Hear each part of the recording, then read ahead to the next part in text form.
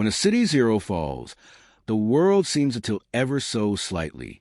The news hit Kansas City in the football world like a thunderbolt. Patrick Mahomes, the Chiefs' golden-arm quarterback, had gone down with a catastrophic knee injury in a hard-fought game against the Chargers. In that instant, every fan, every teammate, every coach felt the ground shift beneath them. But no one could have predicted that amidst the uncertainty, a superstar from a very different stage would step quietly into the story, offering solace not with a song, but with a simple act of compassion.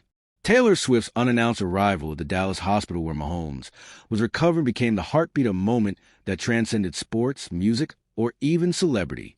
Her visit wasn't for cameras or headlines. It was for a friend in need, for a city that needed hope, and for a league suddenly reminded that beneath the helmets and behind the spotlight, its heroes are as vulnerable as anyone. It was supposed to be another Sunday of magic for Mahomes. With the Chiefs deep in playoff contention, fans expected fireworks against the Chargers. Instead, they witnessed the unthinkable.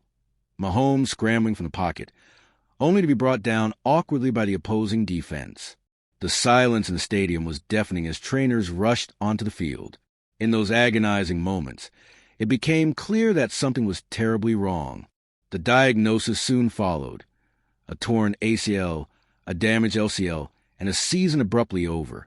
For Mahomes, whose career had been defined by resilience and improvisation, this was a new kind of challenge, one that cannot be outrun, dodged, or muscled through. He was immediately whisked off for surgery, the fate of an entire season hanging in the balance. As Mahomes awoke from surgery, the sterile white walls of the hospital were a far cry from the roaring crowds and dazzling lights he was used to. The pain was real, but so was the uncertainty. Would he ever be the same? Would the Chiefs' Super Bowl dream survive without him? The first faces he saw were his family. His wife Brittany, holding his hand, parents with eyes red from worry, voices soft but determined as they reassured him. The team's medical staff moved with quiet professionalism, led by Dr. Dan Cooper, a surgeon with decades of experience repairing the shattered knees of athletes. Yet, even he couldn't promise a timeline. 9 months, perhaps, before Mahomes would be clear to play. 9 months of grueling rehab, self-doubt, and hope. Into the swirl of worry and exhaustion stepped Taylor Swift.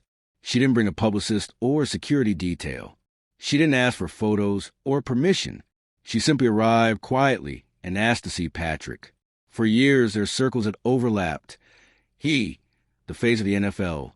She, the voice of a generation. But in that hospital room, they weren't legends. They were friends. Swift sat beside Mahomes, her presence a calming anchor as he processed the news. She listened as he spoke about the game, about the moment his knee gave way, about the weight of expectations now heavier than ever. She didn't offer platitudes or easy answers. Instead, she shared her own stories, of nights on tour when her voice threatened to give out, of the doubts that linger even in the brightest spotlight, and of the power of starting over. For those few hours, the world outside faded away. Inside the room, there was only the quiet, the beeping of monitors, and the comfort of knowing someone cared enough to show up. Word of Swift's visit didn't stay secret for long. In an age when every moment is documented and shared, it was only a matter of time before fans caught wind of the meeting. Chiefs Nation and Swifties united in a rare chorus of support.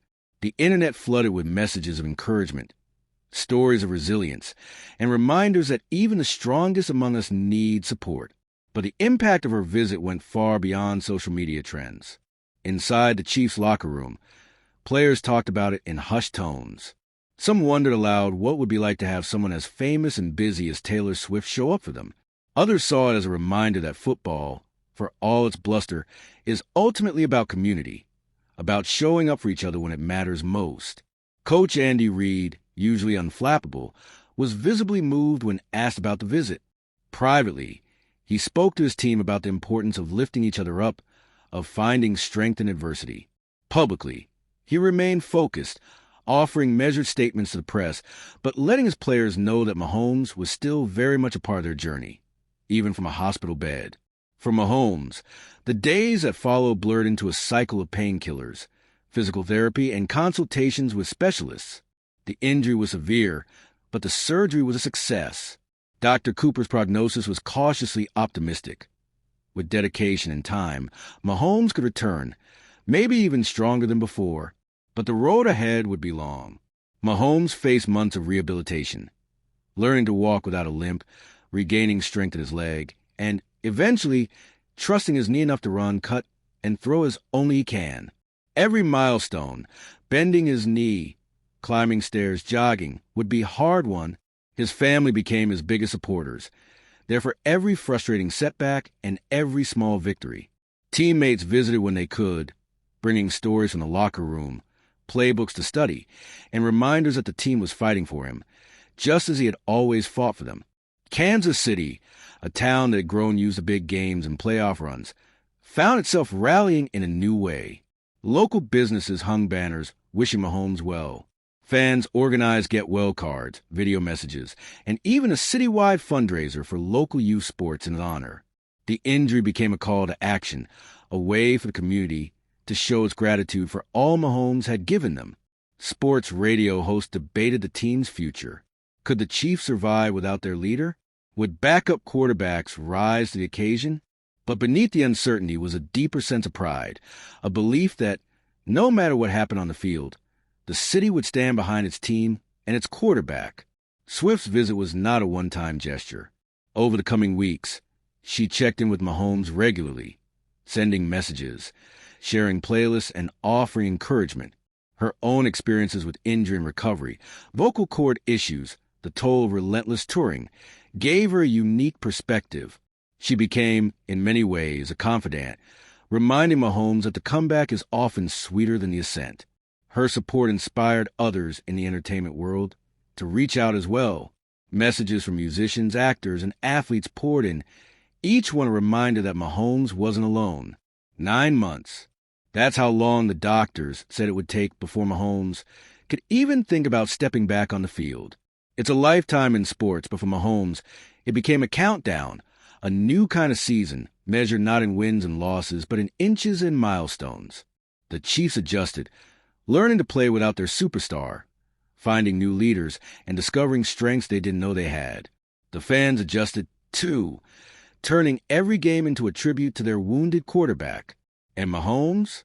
He adjusted most of all. He learned patience, humility, and the power of community.